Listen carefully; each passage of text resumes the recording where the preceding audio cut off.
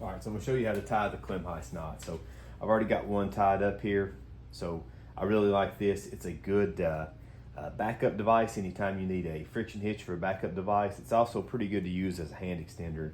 One of the things I'll point out to you before I unwrap this and retie it in just a moment is I like this to be a little bit longer than a typical accessory cord or a prusik cord. I actually started with 6 foot of rope, not the typical 4 feet that you would use in an application like this. So I'll unwrap this and I'll show you how I set it up.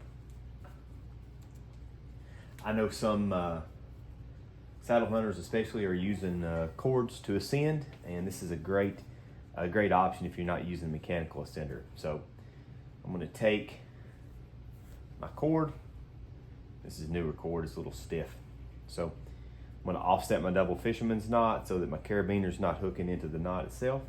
I'm going to leave myself quite a bit of working end out here. As you can see in the knot before, I've got the carabiner hanging at a little distance below the knot. So I'm going to give it at least 3 wraps, maybe 5. So 1, 2,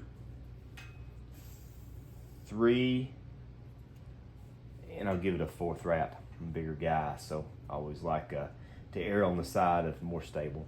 I'm going to run my bottom loop through the top. Go back up into camera view a little bit better, and then I'm just going to dress my cord like I would anything else.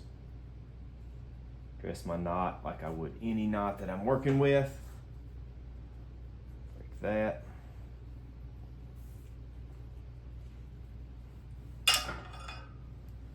Carabiner, always want to bite down on it. And if I'm ascending, I'm just going to be working it up the rope. I'll put weight back in my harness, work my hand ascender up, release the weight, move this up, put weight back into it. It breaks very easily, even when it's set down on very hard.